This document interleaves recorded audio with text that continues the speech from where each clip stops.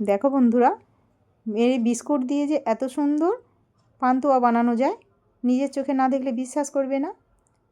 অবশ্যই একবার বানিয়ে খেয়ে দেখবে, এত সুন্দর খেতে হয়। একদম দোকানের মতোই খেতে হয় প্রায় বলতে গেলেই। বানিয়ে একবার অন্তত দেখবে যে কতটা সুস্বাদু। ভেতরটা দেখো একদম রসে ভরপুর হয়ে গেছে। বিস্কুটের পান্তুয়া বলে কিন্তু কেউ বলবে না। সুজি দিয়ে পান্তুয়া হয়, আমরা খেয়ে দেখেছি, ছানার হয়, কিন্তু এভাবে বিস্কুট দিয়ে পান্তুয়া যে এত সুন্দর খেতে লাগে, না খেলে আমিও জানতে পারতাম না।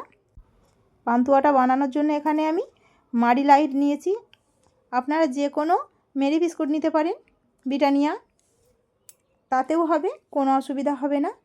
প্যাকেটটা কেটে আমি বিস্কুটগুলো বার করে নেব। আমার এতগুলো বিস্কুট লাগবে না, এখানে 2 লাইন আছে, আমার একটা হলেই হবে। এতেই অনেকগুলো পান্তুয়া বানানো হয়ে যাবে। এখান থেকে আমি একটা নেব। এবার প্যাকেটটা কেটে নেব, বিস্কুটগুলো বার করে নেব। অনেকগুলো বিস্কুট আছে এক লাইনে। এবার বিস্কুটগুলোকে ছোট ছোট করে ভেঙে নিতে হবে। ভাঙার পরে মিক্সিতে আমি খুব ভালো করে গুঁড়ো করে নেব। আমি দেখো ছোট্ট ছোট্ট করে ভেঙে নিচ্ছি। মিক্সিতে দেবো যেহেতু কোনো ব্যাপার না, খুব ভালোভাবে গুঁড়ো হয়ে যাবে। ছোট বড় যে কোনোভাবে ভেঙে নিলেই, যে কোনো সাইজ করে ভেঙে নিলেই হবে। এবার মিক্সি নিয়েছি, এখানে একটা মিক্সি জারের মধ্যে সব বিস্কুট দিয়ে দেব। খুব ভালো করে মিহি করে একদম গুঁড়ো করে নেব। খুব মিহি করে গুঁড়ো করে নিয়েছি, দেখো কতটা মিহি হয়ে গেছে, কোনো রকম দানা ভাব কিন্তু আর নেই। এবার আমি এক চেলে নেব। এই গর্ত বাটিটা যে নিয়েছি, এই বাটির মধ্যে একটা চালনি নিয়েছি, এতে চেলে নেব। তাহলে গোটা গোটা যে বাকি অংশটা থাকবে সেটা আমি ফেলে দিতে পারবো চালিয়ে নিলে, কারণ দানা ভাব থাকলে হবে না, ভেঙে যেতে পারে সেই জন্য। এবার কিছু উপকরণ মেশাতে হবে। নিয়েছি গুঁড়ো দুধ 2 চামচ দেব, একটু উঁচু উঁচু করে দিয়েছি।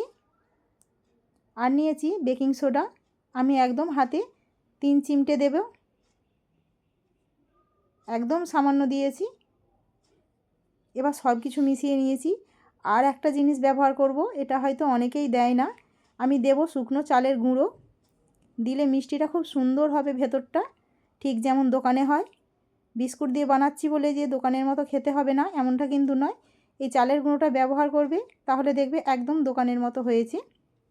তারপরে দিচ্ছি এখানে গরুর দুধ, আমি ফুটিয়ে ঠান্ডা করে নিয়েছি।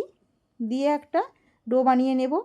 ডোটা কিন্তু শক্ত বানাবো না, আমি একটু নরম বানাবো।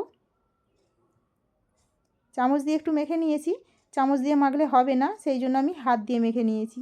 এই যে হাতের মধ্যে লেগে আছে, এটা কিন্তু কোনো অসুবিধা নয়। আমি হাতটা ভালো করে ধুয়ে নিয়েছি, ধুয়ে হাতে একটু ঘি মেখে আবার একবার মেখে নেব।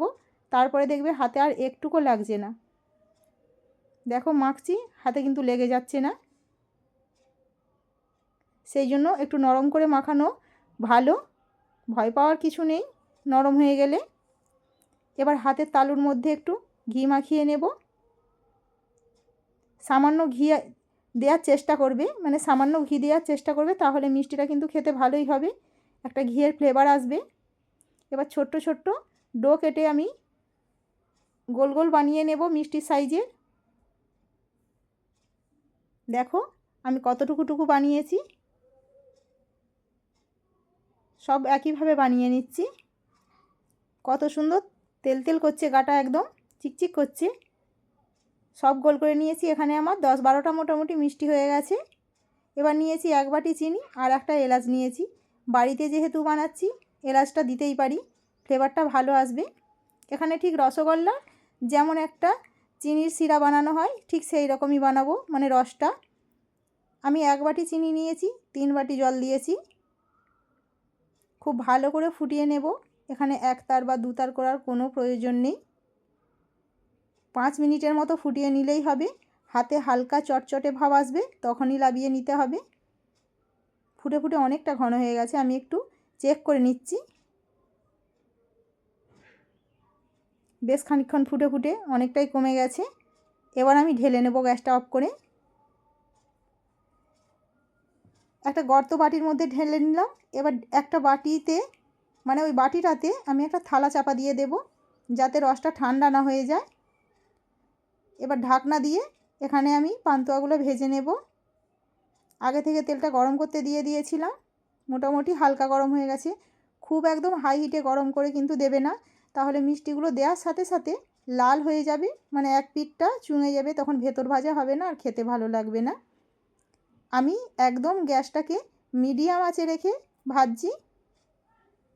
ভাজতে ভাজতে কতটা ফুলে গেছে, আর এভাবে আমি নাড়াচাড়া করছিলাম অনবরত, না হলে এক পিঠটা ভাজা হবে, অপর পিঠটা দেখতে মানে খারাপ লাগবে, একই কালার আসবে না চারিপাশটা। দেখো ফুলে কত বড় বড় হয়ে গেছে, আর কালারটা কিন্তু একদম পারফেক্ট এসেছে। আমি এর থেকে বেশি ভাজবো না, তাহলে চোঁয়া চোঁয়া দেখতে লাগবে, খেতেও লাগবে। আমি দুবারে ভেজে নিচ্ছি, একবারে দিলে যেহেতু ভেঙে যেতে পারতো হয়তো। দেখো আমি তুলে দেখাচ্ছি কাঁচা অবস্থাতে কতটুকু ছিল, আর ফুলে কিন্তু কত বড় বড় হয়ে গেছে ভাজার পরে। সব মিষ্টিই ভেজে নিয়েছি। রসটা ঢাকনা দিয়ে রেখেছিলাম বলে বেশ গরম আছে কিন্তু। এবার এই গরম রসের মধ্যেই মিষ্টিগুলো দিয়ে দিচ্ছি, দিয়ে 1 থেকে 1.5 ঘন্টার মতো ঢাকা দিয়ে রেখে দিলেই একদম ভেতরে রস ঢুকে রসে ভরপুর হয়ে যাবে মিষ্টিগুলো। আমি 1 থেকে 1.5 ঘন্টা পর ফিরে আসছি। দেখো কতটা বড় বড় হয়ে গেছে, রসটা কিন্তু প্রায় সবই টেনে নিয়েছে। সেই জন্য চিনির শিরাটা একটু পাতলা বানাবে আর একটু বেশি পরিমাণে বানাবে। কতটা নরম হয়েছে খালি দেখো, তুপতুপ করছে মিষ্টিগুলো। পান্তুয়া রেসিপিটা কেমন হয়েছে অবশ্যই জানাবেন। ভালো লাগলে ছোট্ট একটা লাইক করবেন।